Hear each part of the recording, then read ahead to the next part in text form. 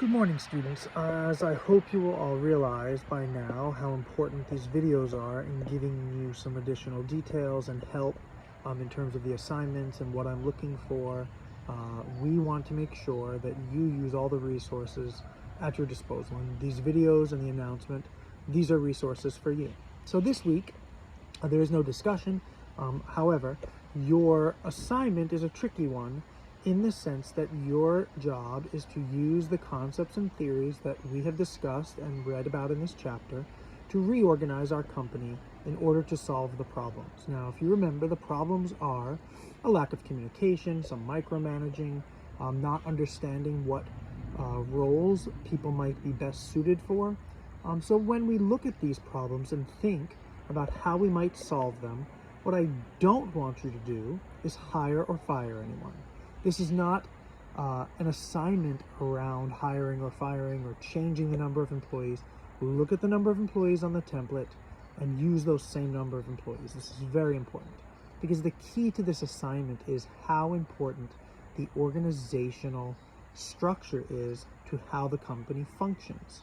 So if we're looking for a lack of, if there is a problem, in terms of a lack of supervision, reducing the number of managers is not going to solve that. If there is an issue in terms of the production and the outcomes of the company, reducing the number of employees is not going to solve that. And neither is hiring more people if they're overwhelmed. So it's about organizing them in such a way that their skills as managers will be used appropriately. So some managers have functional skills, so these are skills related to a function.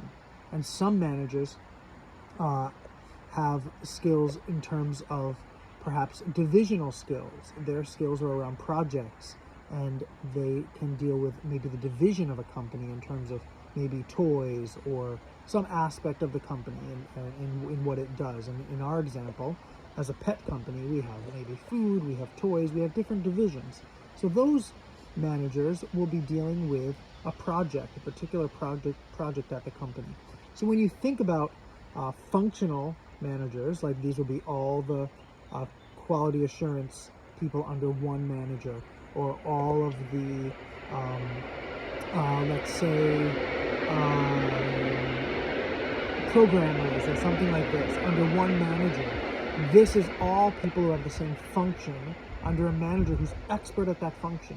So if you can create a structure, now you don't have to invent it, I want you to look in our text, that is both functional and divisional, so both around the function of the employee as well as around a particular project, that would be, in my opinion, ideal. It doesn't have to be the one you choose. What you do not need to do is invent a new type of structure. We're not asking you at this level to change the way we do business. Use the tools that we have. Give me something that is visual. Do not send an outline. I say this in the announcement in bold. Do not send an outline unless you've spoken to me previously. This does not give me the information I need. The outline is just there for people who maybe need some accommodation because of a visual impairment or something. But it is not there for most students. So if that's something that you need, then you need to reach out to me. It is not appropriate for most students, so I expect to see a visual representation, which means a CEO at the top and then boxes with the name of a particular position in it, and then these boxes are linked by lines. You cannot show supervision without the lines. So other projects we've had this term, like our leadership map, should have given you practice at working with these kinds of boxes and these lines. So look at the template, the visual template, not the outline, and please make sure that this is what you're addressing.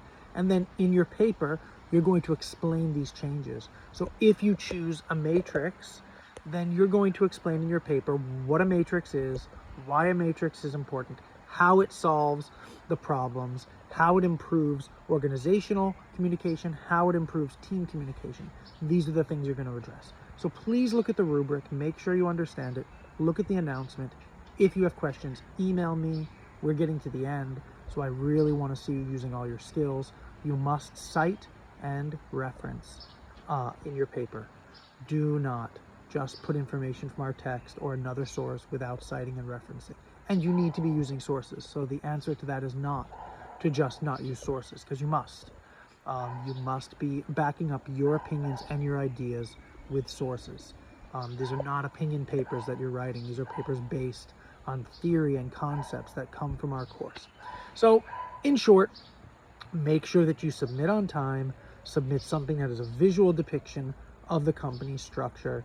Do not invent a new structure, and look at the problems. And I'm giving you a lot of clues in this video as to kind of what might be a good solution to the problems. Okay, I appreciate it. You have a wonderful week, and I look forward to reviewing your work.